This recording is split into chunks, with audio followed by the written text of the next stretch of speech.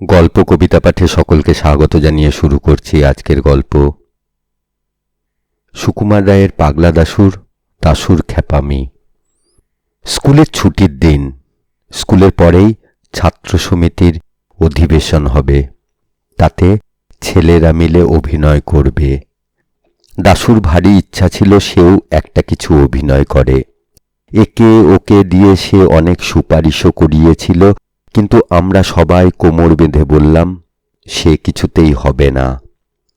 সেই তো গতবার যখন আমাদের অভিনয় হয়েছিল, তাতে দাশু সেনাপতি সেজেছিল। সেবারে সে অভিনয়টা একেবারে মাটি করে দিয়েছিল।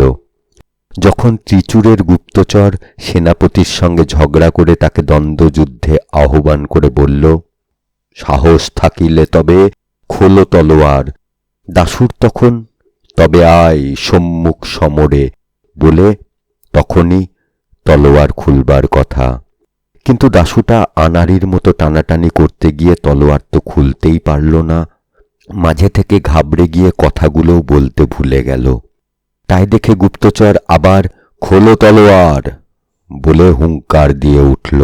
দাশুটা এমনই বোকা, সে অমনি দাঁড়া দেখছিস না বকলো সাটকিয়ে গেছে বলে চেঁচিয়ে তাকে এক ধমক দিয়ে উঠল। ভাগ্যিস আমি তাড়াতাড়ি তলোয়ারটা খুলে দিলাম, তা না হলে ওইখানেই অভিনয় বন্ধ হয়ে যেত। তারপর শেষের দিকে রাজা যখন জিজ্ঞাসা করলেন, কিবা চাহ পুরস্কার কহ সেনাপতি, তখন দাশুর বলবার কথা ছিল, নিত্যকাল থাকে যেন রাজপদে মতি। কিন্তু দাশুটা তা না বলে তারপরের আর একটা লাইন আরম্ভ করেই হঠাৎ জিভ কেটে ওই যা ভুলে গেছিলাম বলে আমার দিকে তাকিয়ে হাসতে লাগলো। আমি কটমট করে তাকাতে সে তাড়াতাড়ি নিজেকে সামলে নিয়ে ঠিক লাইনটা আরম্ভ করল।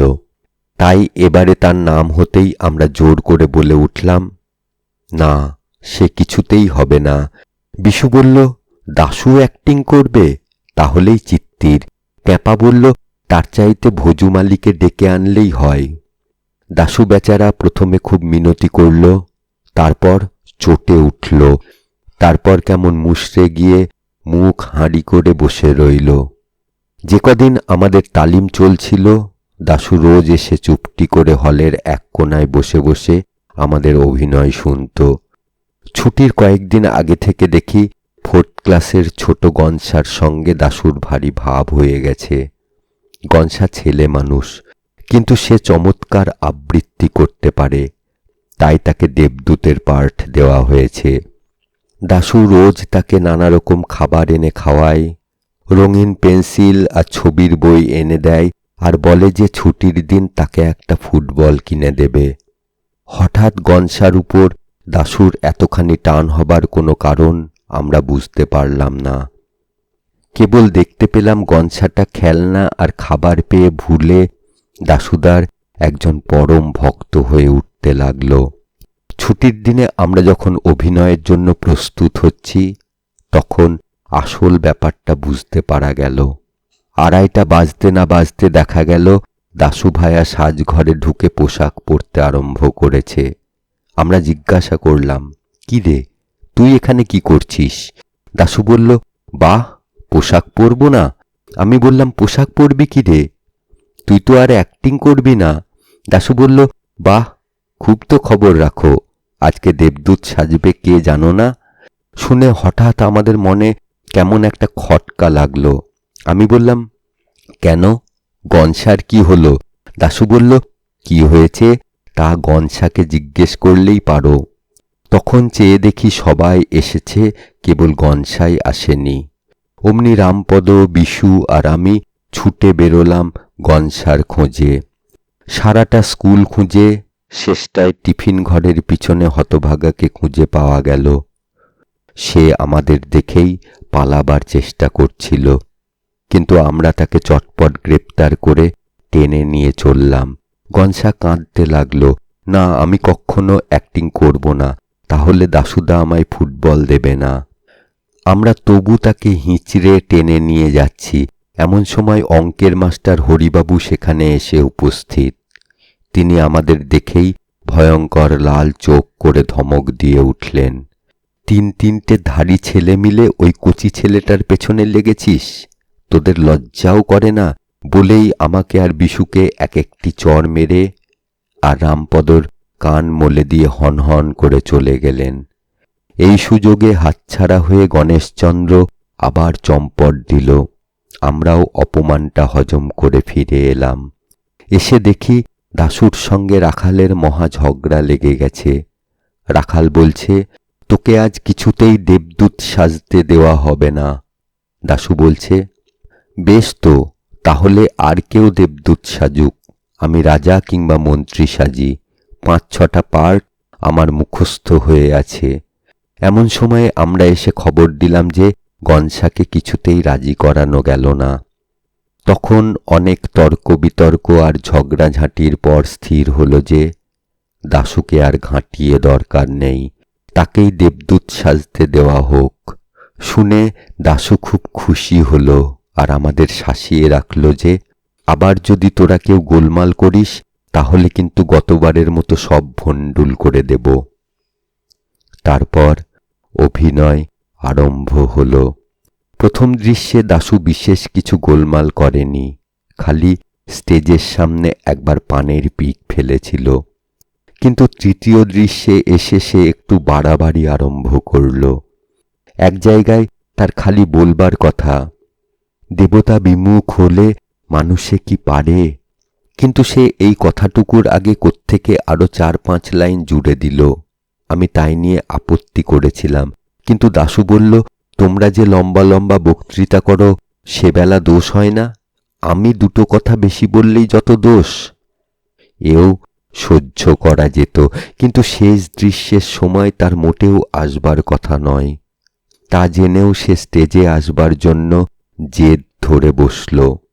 আমরা অনেক কষ্টে অনেক তোয়াজ করে তাকে বুঝিয়ে দিলাম যে শেষ দৃশ্যে দেবদূত আসতেই পারে না, কারণ তার আগের দৃশ্যেই আছে যে দেবদূত বিদায় নিয়ে স্বর্গে চলে গেলেন। শেষ দৃশ্যেও আছে যে মন্ত্রী রাজাকে সংবাদ দিচ্ছেন যে দেবদূত মহারাজকে আশীর্বাদ করে স্বর্গপুরী প্রস্থান করেছেন। দাশু অগত্যা তার জেদ ছাড়ল বটে, কিন্তু বেশ বোঝা গেল সে মনে মনে একটুও খুশি হয়নি। শেষ দৃশ্যের অভিনয় আরম্ভ হল। প্রথম খানিকটা অভিনয়ের পর মন্ত্রী এসে সভায় হাজির হলেন। এ কথা সে কথার পর তিনি রাজাকে সংবাদ দিলেন, বারবার মহারাজে আশিস করিয়া দেবদূত গেল চলি স্বর্গ অভিমুখে। বলতেই হঠাৎ কোত্থেকে আবার সে এসেছে ফিরিয়া বলে একগাল হাসতে হাসতে দাশু একেবারে সামনে এসে উপস্থিত। হঠাৎ এরকম বাধা পেয়ে মন্ত্রী তার বক্তৃতার খেই হারিয়ে ফেলল। আমরাও সকলে কিরকম যেন ঘাবড়িয়ে গেলাম। অভিনয় হঠাৎ বন্ধ হবার জোগাড় হয়ে এলো। তাই দেখে দাশু খুব সর্দারি করে মন্ত্রীকে বলল, বলে যাও কি বলিতেছিলে। তাতে মন্ত্রী আরো কেমন ঘাবড়িয়ে গেল। রাখাল প্রতিহারী সেজেছিল। সে দাশুকে কি যেন বলবার জন্য যেই একটু এগিয়ে গেছে, অমনি দাশু চেয়েছিল জোর করে ঠেকাতে আমারে এই হতভাগা বলে এক চাঁটি মেরে তার মাথার পাগড়ি ফেলে দিল। ফেলে দিয়েই সে রাজার শেষ বক্তৃতাটা, এ রাজ্যেতে নাহি রবে হিংসা অত্যাচার, নাহি রবে দারিদ্র্য যাতনা ইত্যাদি, নিজেই গড়গড় করে বলে গিয়ে যাও সবে নিজ নিজ কাজে বলে অভিনয় শেষ করে দিল। আমরা কি করব বুঝতে না পেরে সব বোকার মতো হাঁ করে তাকিয়ে রইলাম। ওদিকে ঢং করে ঘণ্টা বেজে উঠল আর ঝুপ করে পর্দা নেমে গেল। আমরা সব রেগে মেগে লাল হয়ে দাশুকে তেড়ে ধরে বললাম, হতভাগা, দেখ দেখি সব মাটি করলি, অর্ধেক কথা বলাই হলো না। দাশু বলল, বাহ, তোমরা কেউ কিছু বলছো না দেখেই তো আমি তাড়াতাড়ি যা মনে ছিল সেইগুলো বলে দিলাম, তা না হলে তো আরো সব মাটি হয়ে যেত। আমি বললাম, তুই কেন মাঝখানে এসে সব গোল বাঁধিয়ে দিলি, তাই তো সব গুলিয়ে গেল। দাশু বলল, রাখাল কেন বলেছিল যে আমায় জোর করে আটকিয়ে রাখবে? তাছাড়া তোমরা কেন আমায় গোড়া থেকে নিতে চাচ্ছিলে না আর ঠাট্টা করছিলে? আর রামপদ কেন বারবার আমার দিকে কটমট করে তাকাচ্ছিল? রামপদ বলল, ওকে ধরে ঘা দু-চার লাগিয়ে দে। দাশু বলল, লাগাও না, দেখবে আমি এক্ষুনি চেঁচিয়ে সকলকে হাজির করি কিনা।